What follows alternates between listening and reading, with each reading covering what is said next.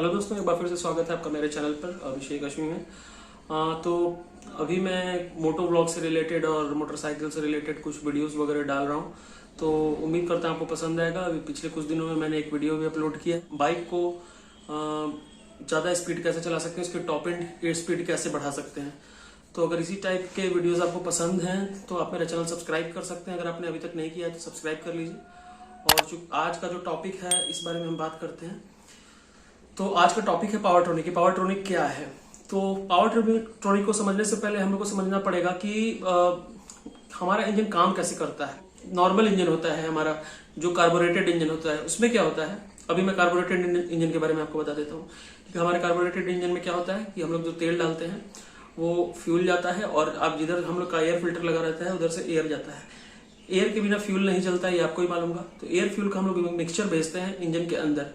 ये दोनों mixture carbonated engine में 2 जेट लगे होते हैं। आपने कभी मैकेनिक के पास गए होंगे तो आपने देखा होगा कि मैकेनिक लोग बोलता है कि तेल को हम चाप दे रहे हैं, तेल को दबा दे रहे हैं, तो उससे गाड़ी का माइलेज बढ़ जाता है। तो गाड़ी का माइलेज वगैरह कुछ नहीं बढ़ता, तेल को दबा देकर वो एयर का इंटेक ज्यादा बढ़ा देता है, जिससे कि आपका फ्यूल एयर में एयर का कंटेंट ज्यादा हो जाता है और फ्यूल आपको कम लगता है। लेकिन उसमें भी एक प्रॉब्लम होती है कि गाड़ी हाई स्पीड में मिसिंग मारने लगती है, क्योंकि फ्यूल घटने लगता है। क्योंकि जो नॉर्मल इंजन होता है कार्बोरेटेड वाला, उसमें सब कैलकुलेटेड होता है कि भैया आपने एक बार में इतना कर दिया तो उतना ही रहेगा। वो ऐसा नहीं है कि आपको जब ज्यादा जरूरत होगा तो इसमें ज्यादा यूज होगा। अब हम आ जाते हैं फ्यूल इंजेक्शन वाले मोटरसाइकिल पे। तो उसमें जस्ट यही चीज होता है। फ्यूल इंजेक्शन वाले में उसमें आप जितना थ्रॉटल दीजिएगा, थ्रॉटल के हिसाब से एयर फ्यूल का मिक्सचर जाएगा, वो एक बार में सेट करके नहीं होता है। तो ये एक बेनिफिट है फ्यूल इंजेक्शन और कार्बोरेटर में। तो कार्बोरेटर में जो आपने एक बार मैकेनिकली आपने जितना जेट सेट कर दिया उतना ही सेटिंग पर आपकी बाइक चलती है, माइलेज देगी, तो फिर हाई परफॉर्मेंस नहीं देगी। लेकिन फ्यूल इंजेक्शन में क्या है, जैसे ही आप कम करेंगे थ्रॉटल तो आपको माइलेज भी देगी, और जब हाई एंड करेंगे तो माइलेज भी घट जाएगा और आपको परफॉर्मेंस मिलेगा। समझ गए? तो ये होता है। तो फ्यूल और एयर का जो मिक्सचर जाता है, ये मिक्सचर जो जाकर अंदर फ्यूजन होता है, स्पार्क होता है, और उसके बाद हम लोग का जो इंजन है वो एक सर्किल लेता है, रेवोल्यूशन जिसको बोलते हैं। और 1 मिनट में जो 1000 सर्किल होता है तो उसको 1000 आरपीएम बोलते हैं। मतलब 1000 बार वो यही सेम प्रोसेस जब चलता है तो उसको रेवोल्यूशन पर मिनट बोलते हैं। मतलब अगर 1000 आरपीएम है तो ये एयर फ्यूल का मिक्सचर गया, ब्लास्ट हुआ, पिस्टन नीचे गया, फिर एग्जॉस्ट हो गया, और एक रोटेशन जो इंजन घुमा, ये आरपीएम होता है। इतना आप समझ गए होंगे। तो फिर क्या है दोस्तों कि अब जानते हैं पावर ट्रॉनिक क्या होता है। तो क्या होता है कि जब कार्बोरेटर जो गाड़ी होती है उसमें होता है सीडीआई। ठीक, कार्बोरेटर गाड़ी में सीडीआई होता है करंट देने के लिए, और जो कार्बोरेटर है उसी में सारे जेट वगैरह रहते हैं। लेकिन फ्यूल इंजेक्शन गाड़ियों में क्या होता है कि ईसीयू दिया रहता है, जिसको हम लोग इलेक्ट्रॉनिक कंट्रोल यूनिट या फिर आपको इंजन कंट्रोल यूनिट भी बोलते हैं।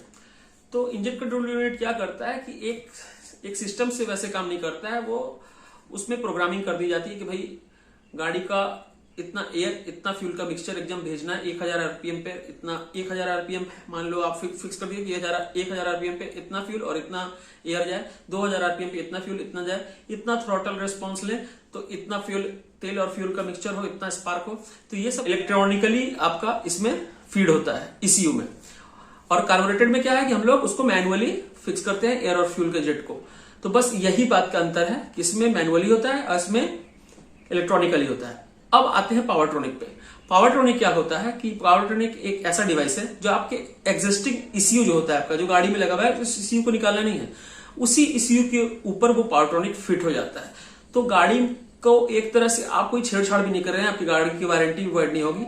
उसके सारे जितने भी वायर्स वगैरह हैं बहुत इजीली इंस्टॉलेबल होते हैं। यहाँ मैं आपको दिखा देता हूँ। ये देखिए, ऐसा होता है पावर ट्रॉनिक। तो इसके, और ये देखिए ऐसे होते हैं वायर। ठीक है, तो ये वायर इजीली इंस्टॉल हो जाते हैं। तो इन वायर को जब आप इंस्टॉल कर लेते हैं अपनी बाइक में, उसके बाद आप अपने लैपटॉप से, इसका सॉफ्टवेयर आता है, सॉफ्टवेयर कंपनी प्रोवाइड करती है, और इस सॉफ्टवेयर से आप अपने गाड़ी के ईसीयू को एक्सेस कर सकते हैं और उसमें ओपन करके आप अपने हिसाब से अपना मन चाहा, अपना डिज़ायर, आपका जो भी सेटिंग है वो कर सकते हैं। ऐसे कंपनी का अपनी तरफ से भी 2 सेटिंग आता है। एक कंपनी का 2 मोड का एक स्विच भी आता है जिसको आपको अलग से 1500 रुपये में परचेस करना पड़ता है। ये देखिए इस टाइप का स्विच होता है, तो इस तरह का स्विच आपको परचेस करना पड़ता है। इसमें 2 तरह के आपको मैप रहते हैं, उसी 2 तरह के मैप पे आप सेट कर सकते हैं गाड़ी को, इकोनॉमिकली और परफॉर्मेंस वाला। जिस मैप पे सेट कीजिएगा उस मैप पे चलता है। पावरट्रॉनिक क्या करता है दोस्तों, बेसिकली अगर आसान शब्दों में बताएं तो आपके गाड़ी का गवर्नमेंट की तरफ से भी लॉ रहता है, कुछ पॉल्यूशन और इमिशंस के कुछ लॉज हैं, तो गाड़ी के इंजन को काफ़ी सप्रेस कर दिया रहता है कुछ इमिशंस के कारण कि हाँ भाई ज़्यादा आपकी गाड़ी जो है पॉल्यूशन नहीं फैलाए इस और ज़्यादा साउंड नहीं फैलाए। इस तरीके से साइलेंसर में काफ़ी जाली लगाकर या फिर इस तरीके से गाड़ी को काफ़ी सप्रेस कर दिया जाता है इंजन की पावर को। जो गाड़ी का जो कैपेसिटी रहता है, जो मैक्सिमम कैपेसिटी रहता है, वो गाड़ी नहीं पहुँच पाती। तो पावरट्रॉनिक बस यही करता है कि आपके ECU को एक तरह से हैक कर देता है और आपके ECU मान लीजिए कि जैसे कि मैं आपको सपोज दैट मैं आपको बताता हूँ कि आपकी गाड़ी मान लीजिए कि 34.5 हॉर्स पावर दे रही है, जैसे डोमिनार ले लेते हैं सर, 34.5 हॉर्स पावर आपको देती है पुरानी वाली जो डोमिनार है 8000 RPM पे, ठीक है।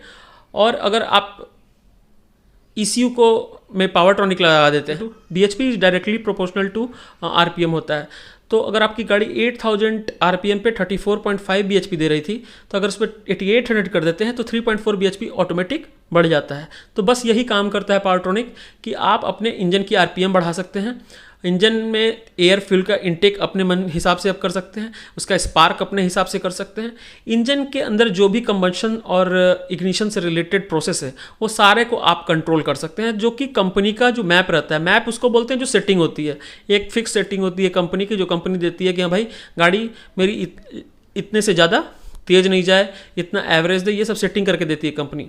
और ये सेटिंग मेरे हिसाब से ज़्यादा छेड़नी भी नहीं चाहिए अगर आप गाड़ी की लॉन्ग लाइफ चाहते हैं, क्योंकि कंपनी अगर दे रही है तो कुछ सोच कर दे रही होगी। हाँ ये बात है कि आपका गवर्नमेंट के भी कुछ लॉज होते हैं जिसके कारण ऐसा होता है। तो मेरे सजेशन में अगर आप पावरट्रॉनिक यूज़ भी कर रहे हैं तो उसको 10% से ज़्यादा उसका RPM मत बढ़ाइए, क्योंकि उसके ऊपर गाड़ी के इंजन पे साइड इफेक्ट्स, बैड इफेक्ट्स पड़ सकते हैं, इंजन ब्लास्ट भी कर सकता है आपका, ठीक है।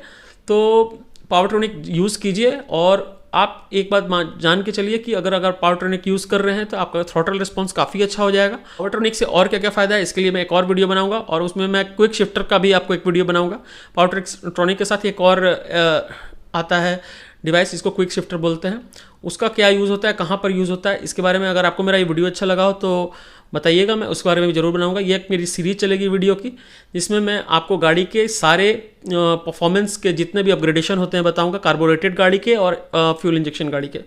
तो आपको मेरा ये वीडियो कैसा लगा बताइएगा ज़रूर, और कोई सवाल अगर अछूता रह गया हो जिसे मैं नहीं पूरा कर पाऊंगा तो मैं अगले वीडियो में उसको कवर कर लूँगा, नहीं तो आप कमेंट सेक्शन में भी मुझसे नीचे पूछ सकते हैं, मैं निश्चित रिप्लाई करूँगा।